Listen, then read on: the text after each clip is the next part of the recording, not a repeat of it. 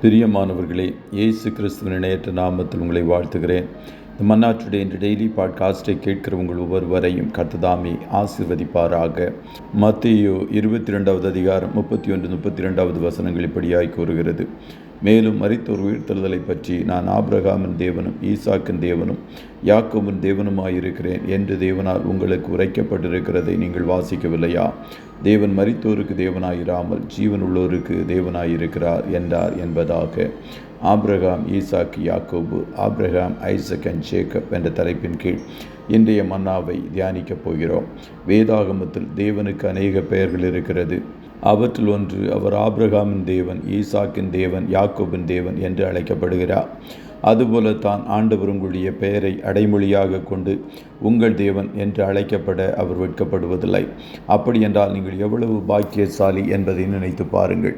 Abraham விசுவாசிகளின் தந்தை என்று அழைக்கப்படுகிறார். ஆபிரகாம் ஆண்டவர் மீது வைத்த விசுவாசம் கொஞ்சமல்ல.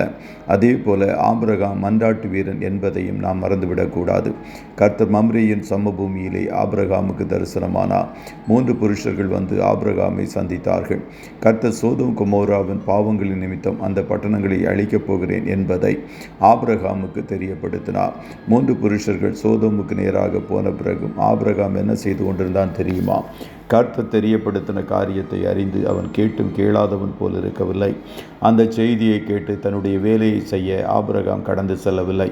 மாறாக ஆதியாகமம் 18:22 படி ஆபிரகாமோ பின்னும் கர்த்தருக்கு முன்பாக நின்று கொண்டிருந்தான். அவன் திகைத்து போய் மிகுந்த பாரத்துடன் கர்த்தரிடத்தில் லோத்துக்காக மன்றாடினான். இப்படிப்பட்ட பாரத்துடன் ஜெபிக்கும் ஆவி உங்களுக்கும் இருக்குமென்றால் அவர் உங்களுடைய தேவன் என்று அழைக்கப்பட வெட்கப்படுவதில்லை.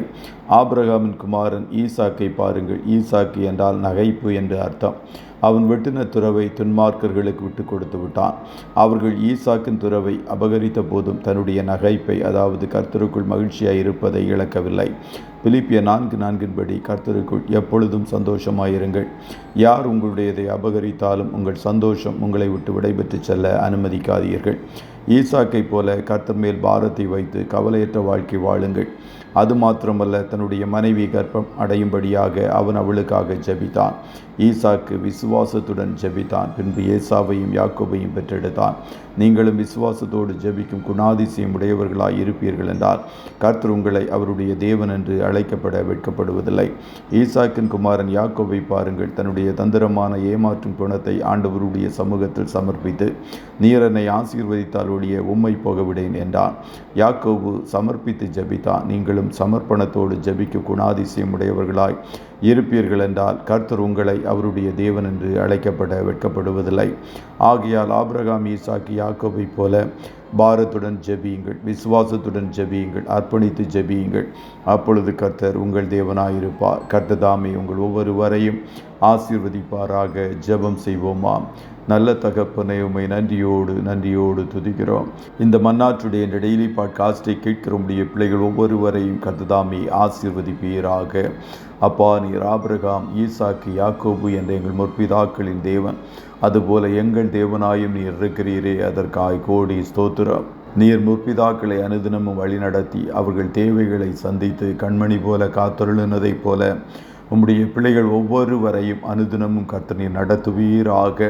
தேவைகளை எல்லாம் பரத்திலிருந்து சந்திப்பீராக. போக்கிலும் வரத்திலும் உடனிருந்து நடத்தும் என்று சொல்லி ஜெபிக்கிறோம். இன்றைய தினம் உம்முடைய பிள்ளைகள் கையிடுகிற வேலைகளை ஆசீர்வதியும். காரிய சித்தியை கட்டளையிடும். ஆட்டுக்குட்டியானவருடைய இரத்தத்தின் பாதுகாப்பிற்குள்ளாய் ஒவ்வொருவரையும் கொடுத்து இயேசுவின் நாமத்தில் வாழ்த்தி ஜெபிக்கிறோம் நல்ல பிதாவே. ஆமே.